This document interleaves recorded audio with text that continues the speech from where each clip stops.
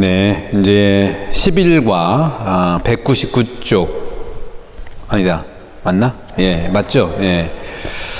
예, 마태복음 15장 1절에서 16장까지이죠. 15장 1절부터, 그러니까 15장, 그 다음에 16장 20절까지인데, 20절까지인데, 요 내용은 더 어떤 내용이냐, 왕을 이해하다. 여기서 왕은 예수 그리스도를 얘기해요. 예수 그리스도. 그래서 15장은 우리 너무 많이 알고 있는 내용들입니다. 조상들 전통에 대한 논쟁이고, 또 가나안 여인의 믿음이잖아요. 식탁에서 개취급당했던 여인 있잖아요. 그 여인에 대한 이야기가 나오고, 또 많은 병자를 고쳐주시고, 또 4,000명을 먹인 기적 이야기, 그 다음에 바리사이, 16장에서는 1절에서 20절까지인데 첫 번째 순환 이야기 직전까지예요.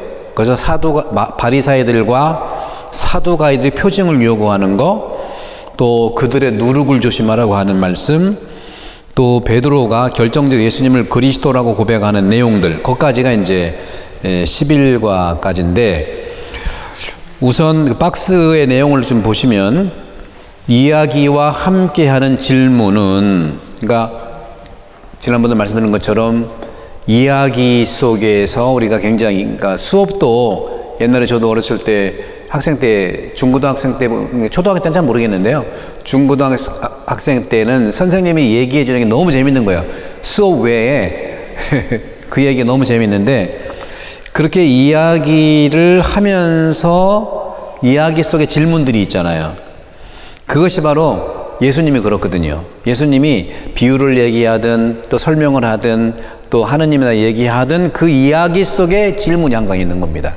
그 질문을 잘 보시고 여러분도 그런 질문을 배우시는 게 중요하고, 그 예수님과 제자 사이에는 이런 질문이 굉장히 중요한 도구, 어떤 도구? 소통의 도구고 하느님 나라에 대한 이해의 도구고 그렇습니다. 그래서 선생님들은요, 학생들과 더 깊이 관계를 맺기 위해 질문을 하는 게 중요하고, 학생들도요, 선생님으로부터 하는 다른 곳에서 정보를 얻고, 또 그것을 이해 못한 것은 탐구하도록 하기 위해서는 질문이 중요해요. 그래서 여러분들 요즘에 챗 GPT 아시죠? 챗 GPT를 이용을 하려면 얼마나 질문을 잘 하느냐가 내용도 끌어내는 거예요. 내용 없이 질문하면 똑같은 말이에요. 예. 그러니까 자세한 내용을 연구를 해서 그 내용을 물어보면 그렇게 대답한다는 거죠. 자, 그런 점에서 오늘 이 조상들에 대한 전통의 논란, 가나안 여인의 믿음, 여러 이런 바리사이와 사두가이들을 얘기하는 것 속에서 질문들을 잘 유념하시면서 보시면 되겠다. 자, 그룹 나누면서 그룹원들의 배경과 성격을 이해하는 도움이 되는 몇 가지 질문을 해봅시다. 여러분들 같이 그룹을 공부를 하신다면 그 그룹원들을 이해하기 위해서 성격과 배경에 대한 도움이 되는 몇 가지를 좀 준비해도 괜찮죠. 우리가 옛날처럼 뭐 고향이 어디예요? 학교는 어디 나와서 이런 거 말고 제발 그런 거 묻지 말고요. 혹시 운동은 어떤 거 좋아하시나요? 그리고 혹시 취미는 어떤 것이 그건 나눌 수 있잖아요. 그죠? 그리고 독서는 하는데 어떤 책을 좋아하시죠? 이렇게 다양한 방법 찾으려면 굉장히 많이. 또 어떤 복지기관 다니세요? 정보도 묻고 이렇게. 그러면 자기의 성향이 거기서 드러나거든요. 그다음에 개인 성찰. 만약 주님이 지난주에 했던 내가 했던 행동과 내가 했던 생각에 대해 몇 가지를 질문하신다면 어떤 질문을 주님이 나한테 물어보셨을까? 그걸 상상해서 여러분들이 할 수 있겠습니다. 다음에 200쪽을 보시면 제자들은 한 걸음 한 걸음 예수님을 새롭게 이해합니다. 그들이 알고 있었고 또 생각하고 있었던 예수님에 대한 그 깊고 새로운 지식을 만나게 되는데, 제자를 대변하는 베드로는 예수님을 하느님의 아들 그리스도라고 고백을 하죠. 이러한 베드로의 고백과 함께 나도 마테오복음 전반부의 절정에 달하는, 그러니까 마테오복음의 오늘 이 장면이 중심을 이루고 있어요. 마테오복음 전부 다 28장까지인데 오늘 이것이 거의 중간일 수 있는 15장 그쪽이 되거든요. 그래서 그 절정에 이르는 이 마테오복음 15장을 한번 찾아보자 하는 거죠. 자, 200쪽의 1번 문제 질문과 나눔에서 마태복음 1장부터 2절, 여기에서 예루살렘의 최고 종교 지도자들은 제자들을 공격함으로써 예수님을 반대합니다. 여러분도 볼 수 있잖아요. 저 상대방은 공격을 못하고 상대방의 일종의 같이 어울리는 사람들을 공격할 수 있잖아요. 그죠? 그렇게 보시면 돼요. 예수님을 직접 반대하기는 이 종교 지도자들이 참 겁도 많고 또 이런 어려움이 있으니까 제자들을 공격하는 거죠. 예수님은 그들의 비난에 맞서기 위해서 어떤 광범위한 조처를 취합니까? 그게 3절에서 20절까지의 내용이에요. 이게 이제 조상 전통에 대한 이야기죠. 바로 여기서 보게 되면 예수님이 제자들을 공격하죠. 어떻게 당신 제자들은 조상 전통을 어기냐? 음식 먹을 때 손을 왜 안 씻어? 이렇게 나오는 거예요. 그렇게 했던 예수님께서 하나의 질문에 계속해서 통틀어서 구약성경 전체의 전통에 대한 얘기를 하는 거예요. 왜냐하면 여러분들 하나의 질문 같지만 그 질문이요, 그 뿌리가 있는 거거든요. 맥락이 있는 거예요. 여러분들 우리나라가 지금 왜 이렇게 여러분들 쭉 저는 정치 얘기하는 게 아니에요. 왜? 성경을 보기 때문에 성경도 정치예요. 구약도 그 왕국이 정치란 말이죠. 이것을 철저하게 보는데 이 성경을 기초로 해서 세상 정치 못 보진 않잖아요. 그죠? 정확히 볼 수 있거든요. 오늘날이 예수님 시대 때의 모습하고 우리나라가 똑같아요. 핵심적으로 말씀드리면 예수님 시대 때의 법률가들이 누구였어요? 바리사이가, 율법학자가, 요즘 얘기하는 사법부하고 법률가들이에요. 검사, 또 법원이 바로 이 법률가들이라고요. 그렇죠? 그 다음에 종교 지도자들은 누굴까? 대사제, 사두가이, 거기 가야파라든가 대사제 영역이 있고, 오늘날 대사제의 영역이 어디예요? 개신교든 천주교든 대사제 영역이 있어요. 뭐 크게 얘기하면은 개신교의 그 수뇌부, 또 천주교의 뭐 주교님, 교황청, 교구청 이렇게 될 수 있죠. 그런 분야들이 있어요. 그죠? 그리고 정치 분야의 수뇌부들이 있잖아요. 누구예요? 헤로데와 총독 빌라도. 그러니까 행정, 정치, 입법은 없지만 사법부, 또 종교부 이렇게 있는 거예요. 그 속에서 예수님이 가운데서 백성들과 함께 백성들을 위해서 맞서는데 핵심은 뭐냐? 법조계나 사법부나 검사에서는 죄 없는 예수님을 유죄로 판단해 죽이는 거예요. 그죠? 거기에 종교 지도자들도 가세하죠. 그죠?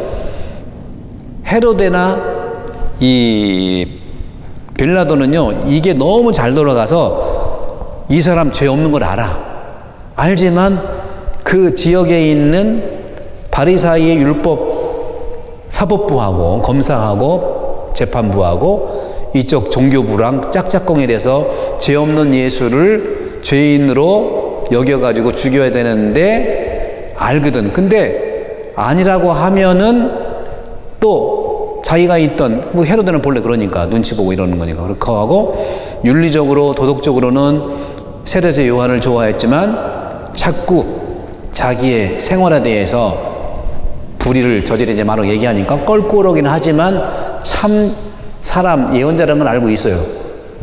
그래서 지난 복음에 그 있었잖아요. 자기 생일잔치에 어처구니 없이 공약을 그렇게 해가지고 죽이잖아요. 그죠? 빌라도 같은 경우에는 변방에 총독을 하고 있는데 변방총독이 문제가 아니라 빌라도는 뭐냐? 중앙부대, 로마의 중앙부대 진출하고 싶은 거예요. 그러면 이쪽 지역에 문제가 없어야 진출할 거 아니에요. 문제투성이에서 하면 어떡합니까? 그죠? 이런 세계가 다 이렇게 모여 있어요. 근데 이 세계 모여 있는 사람들은요, 다 끼리끼리야. 정치 집단은 정치 집단끼리 끼리끼리, 사법부는 사법부 이렇게 끼리끼리, 그 다음에 이쪽 종교는 종교를 끼리끼리. 백성들이 아니란 말이죠. 그 당시에는 백성들의 그러한 대변인 대신 국회도 없고요. 그죠? 선거라는 게 없잖아요. 우리는 두 개가 있잖아요. 국회도 있고, 국회도 우리 직접 뽑고. 근데 사법부나 뭐 종교나 국민이 뽑아요? 안 뽑거든요. 그걸 정확히 보셔야 돼요, 여러분들. 국민이 뽑은 것에 대해서 철저하게 신뢰하고 그게 내 목소리라는 걸 아셔야 돼. 사법부나 이 종교부는요, 사법부는 국가공무원이고 임명이고 종교는 종교 공무원이야. 백성들을 뽑은 적이 없어요. 백성이 뽑은 거는 대통령하고 국회의원만 백성이 뽑았어요. 지선, 총선은, 지선은 좀 뺀다 하더라도 총선, 대선은 국민이 뽑, 이게 헌법을 관리하는 굉장히 중요한 가치. 근데 지금 돌아가는 꼴이 어떤 거냐, 그죠? 예수님 시대 때도 죄인이 아닌 예수님을 죄인으로 낙인 찍혀서 하려고 하니까 얼마나 이 카르텔들이 서로 협력하냐 이거예요. 오늘날도 다르지 않습니다, 여러분. 그걸 잘 보셔야 돼요, 여러분들. 그래서 표를 함부로 찍으면 안 되는 겁니다. 표는 내 생명이야. 표는 총알 같은 거예요. 영적인 총알. 표는 영적인 공격수예요. 표는 그래서 성경의 진리를 싸고 알아야 돼. 그래야 우리나라가 민주국가가 정말 되고 종교의 참 진실성이 드러나게 돼 있지. 안 그러면 누가 권한을 줬는데 그 끼리끼리 우리가 남이가 해가지고 말이죠. 같이 공부한 그룹들에서 올라오고 같이 기도했던 그룹에서 올라오고 그거 두 개가 이 백성들을 함부로 한다? 말이 안 되는 겁니다, 여러분. 여러분 어떻게 생각하세요? 제 말이 맞잖아요, 그죠? 그리고 우리가 잘 보여야 돼. 그래서 성경 공부를 해야 되는 거요. 성경 공부를 하면 세상 공부뿐만 아니라 안 보이는 공부까지 되는 겁니다, 이게. 그런데 이렇게 얘기하면 정치 얘기가 아니라니까요. 정치만 얘기하는 게 아니잖아요. 그죠? 국민 얘기하죠. 민주국가 얘기하죠. 사법부 얘기. 사법부는 공부해가지고 시험 친 사람들이 하는 거예요. 여러분들, 훌륭한 사람은요, 저는 대학생 때 데모하라고 공부만 했다? 뭐 평가하지 않지만 그 사람의 인생을 알겠냐? 그렇죠? 그러니까 누가 나왔을 때 그 사람의 경험과 그 내용을 아는 게 굉장히 중요하다는 거죠. 그런 점들을 자세히 보면 성경이 바로 그런 내용들이에요. 그러니까 성경은 무조건 믿는 그냥 역사서가 아니라 성찰을 한 역사서예요. 성찰서예요, 성찰서. 그냥 사건이 일어난 걸 적어놓은 것이 아니라 그 시대를 성찰한 것을 집어넣은 의미와 또 해석이 들어가 있는 그런 성찰서죠. 자, 그런 점에서 200쪽 1번 했죠. 예. 그렇게 이제 보는 것이죠. 예. 그다음에 2번, 예수님은 바리사이들과 율법학자들에게 어떤 톤으로 답변하셨나요? 제가 지금 말하는 것처럼 저는 평소에는 조용하다가 마이크만 잡고 말씀만 하면 톤이 높아져. 이런 톤으로 말씀하실 거다. 이런 톤으로. 평소에는 말이 없어요. 가만히 좀 몰라요. 아, 그 알아서 하세요. 그러다가 이것만 들으면 그냥 끝이 없이 나와요. 예수님도 뭐라고 그래요? 이 위선자들아. 구약의 예언자들처럼 그런 톤으로 예수님이 말씀하신다는 거예요. 자, 3번 201쪽에 나의 삶이나 교회에서 어떤 종교적인 관행이 외적이고 공허한 형식으로 변할 위험이 있을까요? 그러니까 여러분들이 생활하는데 교회에서 신앙생활에 있어서의 우리 종교적 전통이 있잖아요. 태안본당이면 태안본당, 또 프레시디움 그 교본이 있고 그런 것이 있잖아요. 구역반 같은 경우는 소공동체, 교회에 대한 거. 이런 관행들이 외적으로 보이는 것만 보이는 것이고 또 어떻게 정말 형식적으로 변할 위험성이 있냐? 당연히 있죠.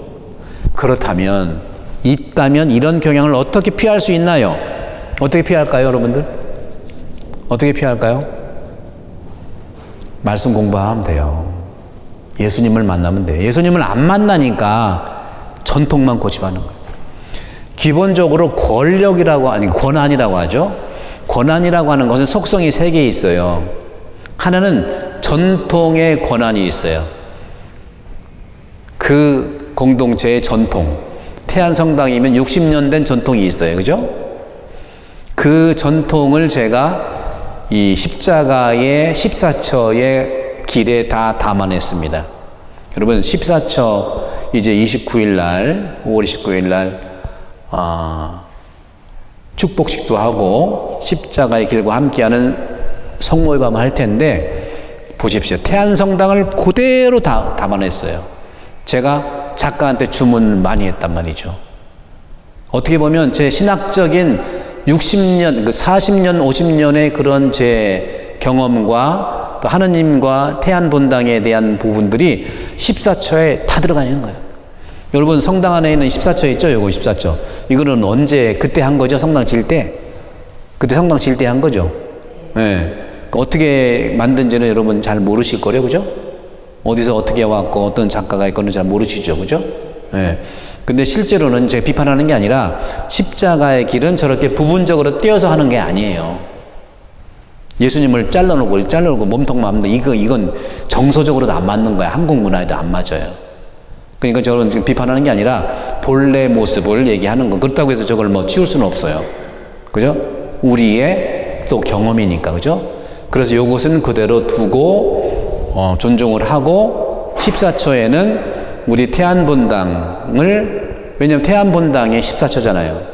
제가 여러분들 앞에 있는 성모님 그 성화하고 요셉 그림도 태안 성모님이잖아요.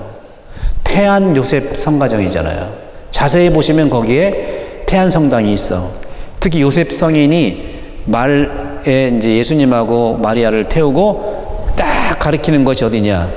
예루살렘을 향해서 가는 것이지만 그 예루살렘이 태안 성당이에요. 이렇게 할 때 언덕에 가서 태안 성당에다 그리라고 한 거예요. 그곳이 태안에서는 여기가 천상 예루살렘이라는 거예요. 그래서 여러분들 들어올 때 성당에 오는 게 단순한 성당이 아니라 천상 예루살렘으로 예수님이 마리아와 함께 요셉의 그런 인도를 통해서 성령 인도지만 천상 예루살렘 가는 거다. 성당 오는 게 천상 예루살렘 가는 걸로 표현을 한 거란 말이죠. 이 성모님 성화도 마찬가지. 십자가에 보세요. 여러분 놀랄 겁니다. 여러분 놀랄 거예요. 예. 그런 점에서 여러분들 자부심 가져도 좋고 거기에서 여러분들 기도를 참으로 하시면서 또 하나 제안은 주님과 함께하는 십자가의 길입니다. 앞에다가 입구에다가 돌에 새겨서 주님과 함께하는 십자가의 길, 십자가의 길은 크게 나오고 주님과 함께는 위에서 나오게 하고, 그리고 한쪽에는 십자가의 길에서 드리는 묵주 기도도 쓸 거예요. 십자가의 길만 하기 아깝잖아요. 거기 쭉 돌면 5분 정도 걸리거든요. 4바퀴 돌면 5단 나와. 주님과 함께 십자가를 할 수 있잖아요. 주님과 함께. 본래 묵주기도가 주님을 위한 기도예요. 그렇잖아요. 그러니까 수많은 사람들이 다니면서 묵주기도 하시고 십자가 길 하시고 다 치유받을 수 있어요. 그리고 자세히 보세요. 듣는 귀가 있는 것처럼 얘기했죠. 아는 눈이 다 여러분들 축복을 발견할 겁니다. 거기에는 우리 초대 고신부님, 일대 신부님이잖아요. 초대 목자의 모습도 새겼고, 또 거기에 기름 유출도, 왜 기름 유출이라는 게 우리 십자가를 함께 짊어졌잖아요. 그래서 십자가를 함께 짊어집시다 했을 때 기름 유출, 우리뿐만 아니라 모든 사람들이 태안에 와가지고 기름을 닦아지, 그게 십자가를 지는 거예요. 그게 십자가의 길이라니까. 그렇게. 그리고 이 성당을 처음에 질 때 져가지고 이 앞마당 앞에 있는 거 쓸고 서로, 오늘도 여러분 레지하면서 청소했잖아요. 청소하는 것도 다 거기다가 넣었어요. 왜? 그게 여러분 십자가의 길인 거예요. 여러분들의 모든 생각과 일거수일투족은 십자가의 길이라는 사실을 십자가의 길을 하면서 기도하면서 그리고 아픈 분들 또 성모님께 또 베로니카가 얼굴 씻어주실 때 여러분의 눈물도 씻어줄 거고요. 8초에서는 예루살렘을 여인들을 위로했을 땐 여러분들 거기에 흔들 의자 2개 놓고 앉아서 보시면 세상을 보면서 예수님 세상을 향한 여인들에게 위로를 주시는 8초도 기가 막혀. 내가 기가 막히게 말하면 뭐합니까? 여러분들 기가 막혀야지. 보는 눈이 있는 분은 봐라 하는 소리입니다. 그래서 적극 알려야 된다니까 이런 표현을 하시라고요. 여러분 그러지 않겠지만 아파트 값이 얼마야, 누구 뭐 이혼했다든 누구 뭐 장가갔다든 그런 얘기는 나중에 하시고, 여기서는 그런 얘기를 하면은 야, 달러도 역시 다르구나. 성당 다니는 사람은 정말 기도 안에서 하는구나. 그러면 신자가 아닌 분들도 와서 한번 둘러볼 거 아닙니까? 그죠? 기도하면 되는 거고. 자, 이렇게 또 시간 한참 지났네. 아, 참. 어디 해야 돼요, 지금? 4번. 4번. 3번 이거 외적 그런 형식으로 변할 위험이 있는데, 그런 외적 형식으로 변하지 않게 하려면 말씀과 접촉하면 돼요, 여러분. 말씀 접촉하지 않고 변하자고 원하는 것은 그거는 정말 안 되는 거죠. 그래서 말씀 접촉으로 관행을 변화시킬 수 있고, 말씀 접촉은 생각과 정신과 의미와 또 그런 의미 속에 하느님의 뜻이 존재한다니까요. 관행 속에는 하느님의 뜻이 잘 안 보여요. 관행만 보이지.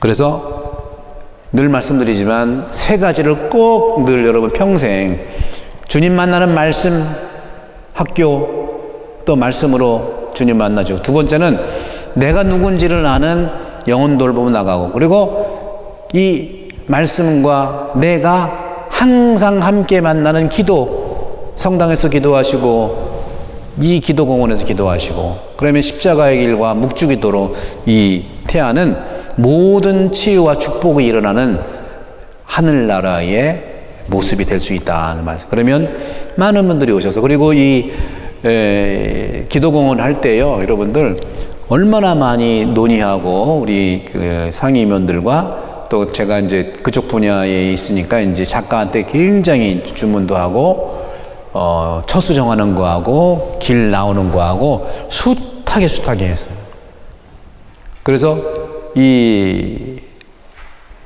기도공원 전에는 많은 분들이 봉헌을 하셔가지고 나무라든가 꽃들이 많았는데 그냥 이렇게 심어져 있었어요. 그러니까 그냥 정말 꽃이 함께 있는 아름다운 곳이었죠. 지금은 조림도 되고 조경도 하고 어떻게 십자가의 길과 묵주기도와 함께 할 수 있는 걸 만들어서, 동백꽃은 동백꽃 군락으로 하고, 그렇죠? 그 다음에 여기 있는 소나무는 다 일렬로 무덤처럼 이렇게 해서 만들고, 우리 저 입구 1초 들어올 때 나무로 향나무인가요? 이렇게 해서 입구처럼 돼 있잖아요. 이쪽에 있는 똑같은 게 있는데 그건 서로 이렇게 비스듬히 같이 있어요. 이걸 뽑아서 이렇게 만들었다고. 이것도 예민한 분들은 다 알 겁니다. 신경 엄청 썼어요, 이거. 그래서 그런 점에 기도하면서 또 작가랑 얘기하고, 작가도 여기 수십 번 왔다 가고, 그런 걸 다 합쳐서 지금 십자가의 길이 완성되는 게 5월 29일이다. 그래서 4번에 보시면 예수님은 바리사의 사람들처럼 엄격했을 뿐만 아니라 그의 도움을 구하는 가나안 여인에게도 엄격했어요. 그렇죠? 바리사이가 백성한테 엄격했잖아요. 근데 어떻게 예수님도 가나안 여인한테 엄격한 것 같으냐? 뭐 강아지한테는 안 준다고 뭐 이렇게 얘기하니까, 예수님, 여인, 제자 이들 사이의 상호작용은 어떻게 설명하겠습니까? 15장 21절에서 있는데 이걸 쭉 보시면 오히려 이 가나안 여인의 믿음에 대한 우리에게 신선한 충격을 주는 거예요. 그리고 예수님은 이 여인을 무시한 게 아니라 원칙을 얘기한 거죠. 저도 우리 성당 질 때 원칙을 정했잖아요. 이 성당 질 때 시공사는 태안에 있는 사람만 하겠다. 그게 원칙이에요. 성경도. 내가 이곳에 예수님이 온 이유는 이스라엘에 잃어버린 양을 찾으러 오겠다, 그 소리입니다. 근데 이 가나안 여인은 이스라엘 사람이 아니잖아요. 그래서 1차적으로는 이스라엘 사람이 가난한 사람이야 했더니, 그래도 빵 식탁에서 떨어지는 먹을 수 있잖아요. 너 여인이 참으로 훌륭하구나. 그래서 이스라엘 사람이 아니지만 이스라엘 안에 사는 사람도 이스라엘 사람이 되는 거예요. 이게. 그렇게 되는 거예요. 그러니까 제가 원칙을 말씀드렸죠. 원칙은 우리 성당 공사하고 책을 할 때 가장 기본은 우리 신자 중에 건설업자가 있으면 하겠다.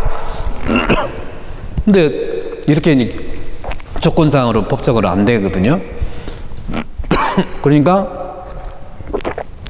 태안에 있는 사람 중에 신자가 아니더라도 태안 사람 하겠다, 이런 순서로 나가는 겁니다. 그러니까 성경만 제대로 보면 아무 문제 없이 신앙적으로 이렇게 추진해 나갈 수 있는 겁니다. 거기에다가 오해가 되면 물어보면 대답해 줄 것이고, 그죠? 네. 자, 5번. 이 여인은 앞 구절의 바리사이들과 어떻게 대조를 이루냐. 그렇죠. 바리사이들은 계속해서 엄격하게 계속 딴지가. 그러니까 바리사이들은 법적으로 나간 겁니다. 법적으로. 근데 여러분들 분명히 말씀드릴게요. 법은요, 사람을 위해서 있는 거예요. 사람이 법을 위해서 있는 거 아니에요. 무슨 말인지 아시겠어요? 안식일이 사람을 위해서 있는 것으로 말하는 것처럼 똑같아요. 그러니까 오해하지 마세요. 사람이 법을 안 지키면 된다, 이런 얘기가 아니라 법이 사람을 지켜줘야 되는 거예요. 아셨죠? 이 우리 국가도 마찬가지예요. 법이 사람을 지켜줘야지. 범법자 찾아내라, 그건 당연한 일이지만 피해자가 있을 수 있잖아요. 억울한 사람이 있을 수 있어요. 억울한 사람을 법으로 막으라는 것이 법의 첫 번째 목적입니다, 이게. 그런 점에서 성경도 마찬가지고 우리 사회에서도 딱 한 가지입니다. 우리는 지금 글로벌화됐기 때문에 서양이다 동양이다 차이가 없어요. 그러니까 서양에서 소크라테스부터 해서 예수님 시대까지 서양에 영향을 준 게 뭐냐? 법적으로 뭐냐? 예수님처럼 소크라테스가 잘못도 안 했는데 사역받아 죽었어. 예수님은 잘못도 하나도 일도 없는데 십자가상에 돌아가셨어. 이게 기본이 돼가지고 서양의 모든 법의 1차적인 목적은 법이 죄 없는 사람을 죄인 취급하는 걸 막아야 되는 겁니다. 이게 무슨 말인지 아시죠? 이게 첫 번째가 돼야 되는 거예요. 이것을 또 가정 안에서 우리 성당 안에서도 볼 수 있으면 된다는 말씀을 드리고 싶어요. 자, 그렇게 보시고, 네, 그래서 5번에 바리사이 사람들과 여인의 대조는, 이 여인은 그럼에도 불구하고 믿음의 여인이 된 거죠. 믿음의 여인이 된 겁니다. 바리사이들은 믿음의 사람이 아니죠. 믿음에 대해서 자기 식대로 해서 법으로 사람들을 옥죄하는 거. 6번 202쪽에 보시면 마태오복음 16장 1절에 20절을 읽어봅시다. 바리사이와 사두가이들이 표징을 요구한다고 그랬죠. 예수님께서 병자를 고치시고 4,000명을 먹이신 후에 종교 지도자들이 하늘에서 표징을 보여달라고 요청합니다. 예수님께서 그들을 거부하신 이유는 무엇이라고 생각합니까? 이게 뭐냐면 하늘의 표징은 알면서 바람이 불고 꾸물꾸물하면 비가 오겠네? 기상을 알 수 있다는 거죠. 그 징조를 분별할 줄 알면서 어떻게 시대의 징표는 구별 못하느냐? 사람들과 사회의 표징은 못 보냐 그거예요. 우리도 마찬가지예요. 예. 비가 오겠네? 뭐가 어떻게 되겠네? 그러면서 시대의 사람들의 표징을 읽어야 되네. 그럼 뭐냐? 그 사람의 마음과 그 그룹의 내용들을 우리가 이해를 해야 되는데 모르면 물어보고 해야지. 함부로 판단하지 말고. 이런 얘기예요. 시대의 표징을 분별해라 얘기해요. 마음을 알아들으라 하는 소리죠. 7번 마태오 16장 5절에 12절에서 제자들은 예수님의 누룩에 대한 암시를 오해합니다. 그들의 오해는 믿음의 부족과 어떻게 관련이 있을까요? 바로 여기에서 여러분 아시지만 5절에서 12절은 바리사이들과 사두가이들 누룩을 조심하라고 그랬죠. 이것은 뭐냐? 바리사이나 사두가이의 누룩은 우리가 아는 것처럼 눈에 보이는 것만 추구하는 거예요. 눈에 보이는 것만 추구한다는 차원에서 우리가 알 수가 있는 부분들을 잘 유념해서 보아야겠다는 말씀을 드리고 싶어요. 그래서 보이는 것만 추구하는 것, 보이는 빵만 추구하는 거랑 똑같은 거죠. 영적인 의미는 무관심해요. 들리는 소문을 믿지 마시고 내가 확인한 것도 더 두드려보고 믿으시라는 거고요. 특히 남들한테 얘기할 때는 확인된 것만 말씀하셔야 돼. 안 그러면 오늘 이 말씀 16장에 대한 말씀을 우리가 더 이해할 수 있겠습니다. 8번 마태복음 13절에 16장 13절에 20절을 보게 되면 베드로의 고백이거든요. 영적 통찰력에 관한 주목할 만한 도약이 있어요. 베드로한테 단순한 비유적 표현도 이해하지 못했던 제자 중에 갑자기 베드로를 통해서 예수님을 그리스도 하나님의 아들을 선포했는데 이 갑작스러운 변화를 어떻게 설명할 수 있겠습니까? 이거요, 달달 외워서 시험 본 것 같은 거예요. 달달, 그 의미는 잘 모르지만 여러분들 의미 몰라도 달달 외워서 시험 보시면 의미 나중에 알게 돼요. 여러분들 공부할 때 이해하고서 다 시험 치고 다 그래요? 수학 같은 거 공식 다 외워서, 아니 공식 다 이해해서 풀어요? 어떤 거 이해 못하는 건 외워서 풀다 보면 나중에 이해가 돼. 그러니까 이게 맞힌 게 중요하지 이해해서 맞췄다? 모르고 맞췄다? 상관을 하지 마세요. 상관하지 마세요. 특히 신앙에 대해서는. 그래서 의미를 알고 이해하는 것은 너무 중요한 일이지만 외워서라도 시험 본 것은 중요하다.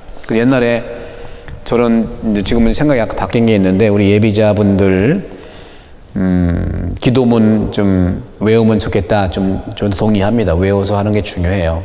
근데 기도를 보고서라도 매일 기도하면 외워져요. 근데 외워서 하든 보고 이해해서 하든 장단점이 다 있어요. 장단점. 그러니까 중요한 것은 기도하는 게 중요해요, 여러분들. 그죠? 기도하는 게 중요한. 외워서 한 사람들은 기도 안 하고 또 보고서 기도 안 하는 게 문제지 기도하는 게 중요한. 방법은 이렇게 저렇게 선택할 수 있는 거예요. 아셨죠? 그런 점에서 외우는 것도 저는 중요한, 어떻게 보면은 지금은 어렵지만 신앙생활 한 10년, 20년 하셨으면 외워야 돼요. 이거 외워야 돼요. 근데 우리는 예비자 시작할 때부터 그러면 안 되죠. 지금 2000년 되고 성경만 몇천 년 됐는데 그걸 자꾸 외우라고 하면 딴 건 용량이 있는 거예요. 그래서 저는 여러분들 오히려 신앙생활 한 지 10년, 20년 된 분들은 기도 외우기 운동 제가 했으면 좋겠어. 기도 외우기 운동. 그리고 기도 외우기 시험 좀 봤으면 좋겠어. 막 처음 온 사람한테 막 압박 줘가지고 막 헷갈려 죽겠는데 외우라고 그러고. 외우게 되는 거야? 뭐 하는 거야? 저도 가끔 부활 삼정기도 잊어버려요. 외울만 하면 또 그냥 삼정기도 해가지고 그래서 보고 한다니까. 그런 거예요 이게. 이걸 외우는 거 기도하는 습관만 들이면 외워진다는 말씀 드리고 싶은 거죠. 아셨죠? 네. 그럼 9번 예수님은 베드로에게 어떤 톤으로 대답하셨나요? 똑같아요. 구약에서 모세라든가 아브라함이라든가 예언자를 선택한 다음에 사명을 줄 때의 톤으로 이렇게 말씀하셨을 거예요. 10번을 읽어보시도록 하고 나머지는 쭉 여러분들 읽어보시고요.